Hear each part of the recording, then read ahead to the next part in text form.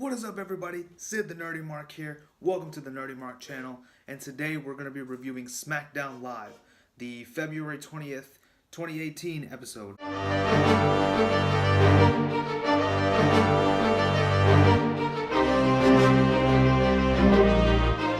Now, before we begin, I do want to wish everyone a very happy Rusev Day. I hope all your goals and your dreams come true.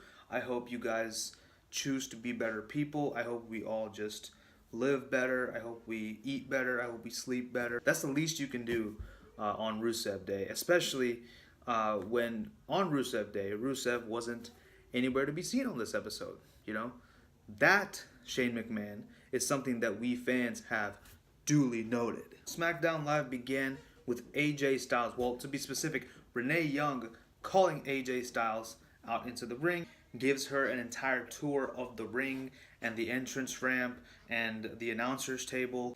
He wants to put Kevin Owens through the announcer's table and put Sami Zayn through the steel steps.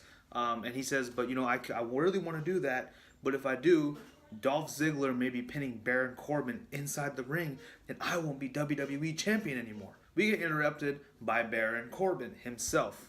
And Baron Corbin comes out and he says, I'm going to be the new WWE champion.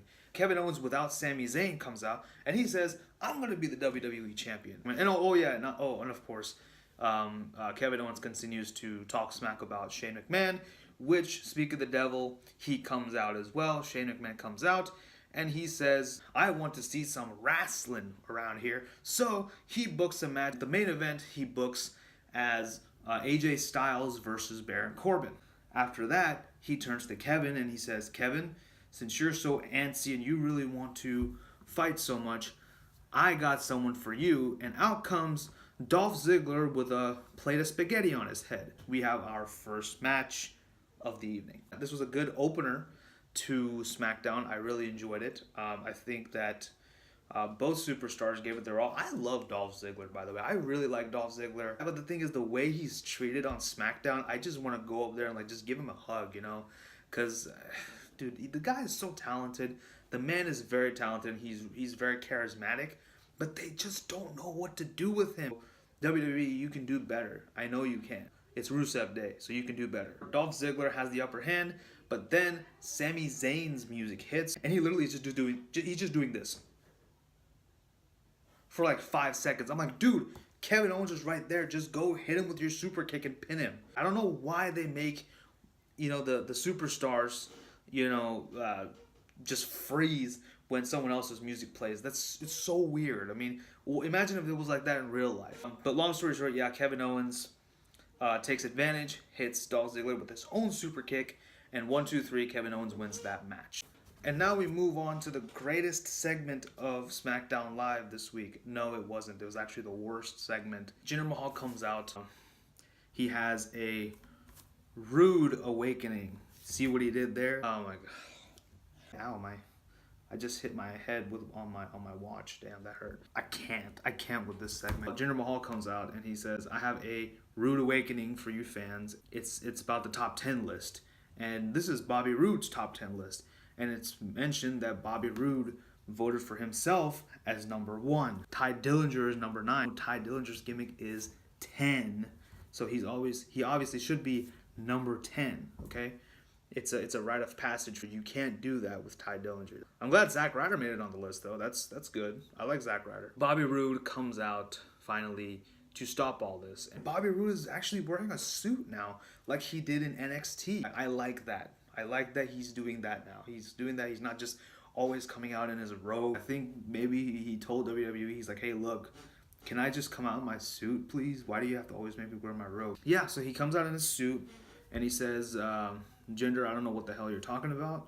And Jinder keeps trying to, in vain, drive a wedge between him and Randy Orton for some reason, because Randy Orton answered the U.S. Open Challenge. Jinder and Bobby exchange words. Jinder keeps saying, oh, I beat Randy Orton 3 times. Bobby Roode's like, no, this is not about Randy Orton. This is about you and me. And then out comes Randy Orton, and he comes out and he argues with Bobby Roode a little bit. And he attacks Jinder Mahal, goes for the RKO on Bobby Roode. Bobby Roode counters with a glorious DDT. And then from the back out comes Jinder Mahal, hits him with a Kalas, stands tall, and that's the end of the segment. I don't think I'm going to mention any more about how much I hate this segment. I think it's pretty clear. This was crap. I hated it so much. Yet another segment right after this one, it segues into Daniel Bryan watching the monitor, watching the previous segment. Shane McMahon comes in. And Daniel Bryan says, I think Jinder Mahal should face Bobby Roode at Fastlane. Shane McMahon's like, no. Randy Orton is going to face Bobby Roode at Fastlane. That word is final. I'm going to not care about what you think anymore because you're already pissing me off. So I'm going to give Randy Orton the opportunity because he answered the open challenge, the United States Open Challenge. So, yeah, that's how the segment ends. Then we move on to the women's division. And this is literally the exact same thing we got on Raw. A 6-woman tag match. Wow. So much variety, WWE. So we have on one team, we have all the faces. We have the SmackDown Women's Champion Charlotte Flair teaming up with her best buddies Naomi and Becky Lynch to take on the Riot Squad. And this was a very uneventful match. Pretty much everything that I expected to happen in this match happened. You know, Riot Squad using their pack mentality, as Corey Graves likes to mention it. Charlotte showing off her genetic superiority, again, as Corey Graves mentions it. Then yeah, that's about it. I don't really have much else to say about this. It's a very serviceable match. That's kind of the best compliment I can give to this match. I mean, come on, we saw this on Raw. Come on, switch it up, WWE. Switch it up. Come on, let's do something different here. All right, and now we get to my most favorite thing about SmackDown Live, and that is the tag team division. So we have a tag team match between Gable and Benjamin and Xavier Woods and Big E of the New Day. Whoever wins this match faces the Usos at Fastlane. And this is also kind of a rematch from last week. This all started when there was a debate between which was the better breakfast food, pancakes or waffles. I don't know why you would argue on that. I think both are great. Chad Gable and Shelton Benjamin fight the New Day in a very serviceable match. Again, that word, serviceable. But I really did enjoy this one a lot more than, the women's tag match, because this was actually a really good tag team match.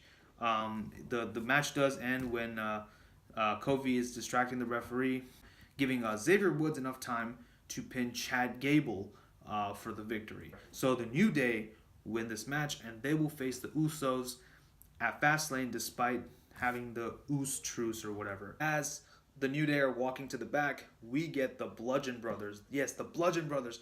This is literally why the tag team division is my favorite thing right now on SmackDown Live. So I really love the Bludgeon Brothers. And how can you not? They're so endearing. I love them. Anyway, so the Bludgeon Brothers come out, and this is really funny because Kofi Kingston has this platter of pancakes. And as the Bludgeon Brothers are coming out, Rowan turns and looks at Kofi. And all three members of the New Day, they're looking a little bit like, whoa, what's going on? And then Harper just stops Rowan. He's like, no, not today, buddy, not today. We got jobbers to squash. Now, on a quick side note, what I would have loved to see is this. I would have loved if Kofi had that platter of pancakes and he just offered a pancake to Rowan. I would have just been interested to see what it is. Maybe he would have taken a pancake and eaten it. The Bludgeon Brothers squash a couple of jobbers. And yeah, I mean, what else do you want me to say? This was fantastic. I especially loved one part in this. I love the part where they're on the outside. They both do power slams onto the jobbers. I think Harper does a power slam onto one of the jobbers. Rowan power slams the other guy on top of the first guy, and then Rowan picks up Harper and he power slams them on both those two guys, and that was the best part about this whole thing. But of course the match does win, and the Bludgeon Brothers are victorious. Time for the main event: AJ Styles versus Baron Corbin. But before that, we have a segment between Kevin Owens and Sami Zayn. Kevin and Sami are in the locker room. Sami Zayn basically says, "Look, I know you have a lot on your mind, so I don't want to argue with you anymore. I want to go back to being your guardian angel. Matter of fact, if it's just you and me in the ring, I'll take the fall for you. I want you to be the WWE champion and whatnot." And he goes for an embrace for Kevin Owens. Kevin Owens hugs him back, but he's not so sure about this. So I am getting Festival of Friendship vibes from this. We'll see what happens. So anyway, the match starts. AJ Styles, Baron Corbin. Really good match. The story here is AJ Styles' agility versus Baron Corbin's power. This is a story as old as time, but when it's told effectively, it's great. And this was a great match. I really like this match a lot. With Baron Corbin showing off multiple feats of strength and agility. I love especially when he rolls out of the ring and quickly runs in and comes back in and hits you with that lariat. I love that move that Baron Corbin does. The match does end when AJ Styles hits the phenomenal forearm onto Baron Corbin and takes the win. And then after that, we have Kevin and Sami come and attack AJ Styles.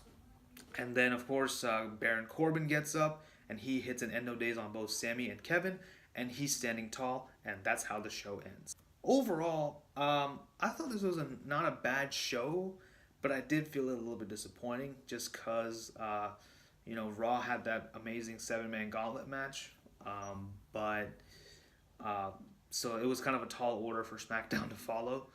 So I can kind of understand. However, I really, really am disappointed in both the women's division and the U.S. title picture. More so the U.S. title picture, just because essentially they're arguing over a list. I mean, come on, this is so childish. This is like, we're not in the 3rd grade anymore, guys. Don't insult my intelligence, please. I do hope that next week is better. That's all I can say. So that's all I have to say about SmackDown Live. But let me know what you guys thought about SmackDown Live in the comments below. Also, don't forget to like, share, and subscribe. Follow me on social media. Thank you guys so much for watching. And until next time, this is Sid, the Nerdy Mark, signing off.